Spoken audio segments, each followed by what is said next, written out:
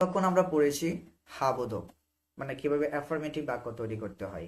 Negative বাক্য তৈরি করার জন্য very simple, very easy, just একটা নট লাগিয়ে দিলেই হয়ে যাবে। তারপরে এখানে একটা টুইস্ট আছে, যেটা আমি একটু পরেই আপনাদের সাথে শেয়ার করতে যাচ্ছি। তাহলে যে কোনো বাক্যের জন্য সাবজেক্ট প্রয়োজন হয়, এবং পারফেক্ট মানে ভার্বের থ্রি এবং হ্যাভ ভার্ব।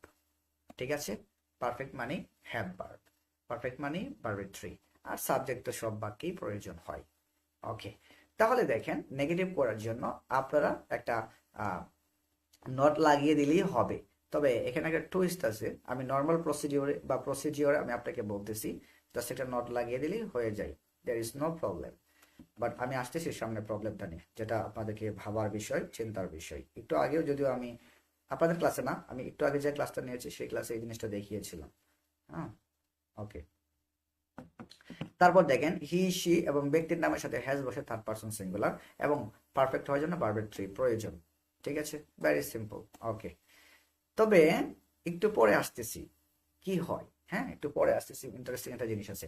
দেখেন, আই হ্যাভেন্ট গন দেয়ার, মানে কি আমি সেখানে যাইনি। ঠিক আছে, কি বললাম? আই হ্যাভেন্ট গন দেয়ার, আমি সেখানে যাইনি।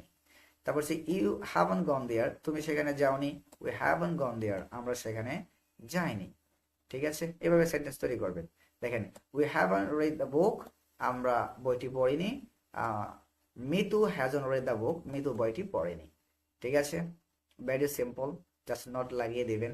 আর প্রশ্নবোধক বাক্যে একটা খেলা আছে, এই প্রশ্নবোধক বাক্যে একটা খেলা আছে, এই খেলাটাই আমরা এখন খেলবো। ঠিক আছে, দেখেন, এটা ভেরি সিম্পল জিনিস। আমি আপনাদেরকে বিগত ক্লাসগুলোতে শিখিয়েছি for style in spoken English. I think you know that how use it, অথবা হাউ টু ইউজ ইট। দেখেন, প্রশ্ন করার ক্ষেত্রে যে কোনো বিভাগকে সামনে নিয়ে আসলে প্রশ্ন হয়ে যায়, শেষ। এখন কোন টেন্সে আছে সেটা পরের বিষয়। প্রশ্ন করতে হলে শুধু বিভাগকে সামনে নিয়ে আসতে হবে। বিভাগকে সামনে নিয়ে আসলে সেটা হয়ে যায় পজিটিভ কোয়েশ্চেন, মানে অ্যাফার্মেটিভ কোয়েশ্চেন। এখন আপনি যদি এই অ্যাফার্মেটিভ কোয়েশ্চেনের সাথে একটা নট বসিয়ে দেন, তাহলে সেটা হয়ে যাবে নেগেটিভ কোয়েশ্চেন। তাহলে আপনি একটি স্ট্রাকচার শিখেই চারটি স্টাইলে আপনি ইংরেজিতে কথা বলতে পারছেন। আপনি যদি একটা স্টাইল শিখেন অ্যাফার্মেটিভ, সেটাকে আপনি চেঞ্জ করতে পারবেন। অ্যাফার্মেটিভ সেন্টেন্সের সাথে নট লাগিয়ে দিলে সেটা নেগেটিভ, এবং বিভাগকে সামনে নিয়ে আসলে সেটা অ্যাফার্মেটিভ কোয়েশ্চেন, এবং বিভাগ সামনে নিয়ে আসছেন তার সাথে আবার নট বসিয়ে দিলে এটা নেগেটিভ কোয়েশ্চেন হয়ে যায়। Very simple. দেখেন, আমি যদি প্রশ্ন করি হ্যাভ আই ডান, আমি কি সম্পূর্ণ করেছি। হ্যাজ হি রিডেন, সে কি লিখেছে। ঠিক আছে, দেখেন আমি কি বলেছি, হ্যাভ আই ডান, আমি কি সম্পন্ন করেছি, অথবা হ্যাভ ইউ গন, তুমি কি গিয়েছো। তাহলে কি হবে, হ্যাজ হি রিডেন, সে কি লিখেছে। তারপরে হ্যাজ শি ইটেন, সে কি খেয়েছে। হ্যাজ মুভিন সিন, মুভিন কি দেখেছে। ঠিক আছে, তারপরে যদি বলি হ্যাভ দে গন, তারা কি গিয়েছে। হ্যাভ দে গন, তারা কি গিয়েছে। তো ভেরি সিম্পল, বিভাগকে সামনে নিয়ে আসবেন, প্রশ্ন হয়ে যাবে।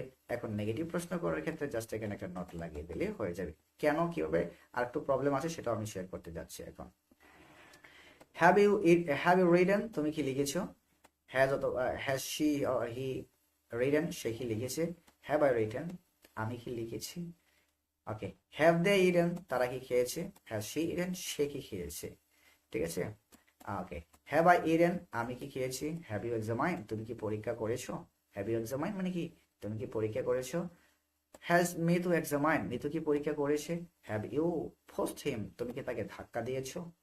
ভেরি সিম্পল, জাস্ট বিভাগগুলোকে সামনে নিয়ে আসবেন, মানে হ্যাভ ভার্বগুলোকে সামনে নিয়ে আসবেন, তাহলে আপনার প্রশ্ন হয়ে যাবে। এখন হচ্ছে না বোধক প্রশ্নবোধক বাক্য আমরা কিভাবে তৈরি করব, এটাই হচ্ছে দেখার বিষয়। ওকে, দেখেন, আমি তো একটু আগে আপনাদেরকে আমি বলেছি যে কিভাবে করতে হয়। হ্যাঁ, জাস্ট এটা নট বসিয়ে দিলে নেগেটিভ হয়ে যায়। প্রথমে তো আমরা বিভাগ সামনে আনছি, বিভাগ সামনে আসলে প্রশ্ন হয়ে যায়, এটা অ্যাফার্মেটিভ কোয়েশ্চেন। এবং আমরা যদি বিভাগ সামনে আনার পর একটা নট লাগিয়ে দেই, তাহলে এটা হবে নেগেটিভ কোয়েশ্চেন। ঠিক আছে, দেখেন, এখন আমি যদি বলি ধরেন হ্যাভ নট আই ডান, আমি কি সম্পন্ন করিনি। হ্যাজ নট শি রিটেন, সে কি লিখে নাই? ওকে, হ্যাভ নট দে বট, তারা কি কিনে নাই? ওকে, হ্যাভ নট ইউ সিন, তুমি কি দেখো নাই? দেখেছেন? এটাকে আপনারা হ্যাভন বলতে পারেন, হ্যাভেন্ট বলতে পারেন, হ্যাভ নটও বলতে পারেন, নো প্রবলেম। ঠিক আছে, তাহলে নেগেটিভ প্রশ্ন করার জন্য হ্যাভ ভার্বগুলো সামনে নিয়ে আসবেন আর তার সাথে একটা নট বসিয়ে দিবেন। এটা থেকে কারো কোনো প্রবলেম আছে বলেন তো আমাকে, কারো কোনো প্রবলেম আছে বলেন তো? কারো কোনো প্রবলেম আছে এই পর্যন্ত যা আমি পড়িয়েছি এর মধ্যে কারো কোনো প্রবলেম আছে? কেউ একজন বলেন তো আমাকে। হুম, না ভাইয়া, কোনো প্রবলেম নেই আমার। কোনো প্রবলেম নাই? হ্যাঁ, না।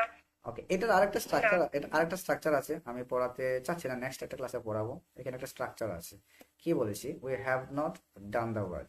এটাকে আরেকভাবে নেগেটিভ করা যায়, এটাকে আরেকভাবে নেগেটিভ করা যায়।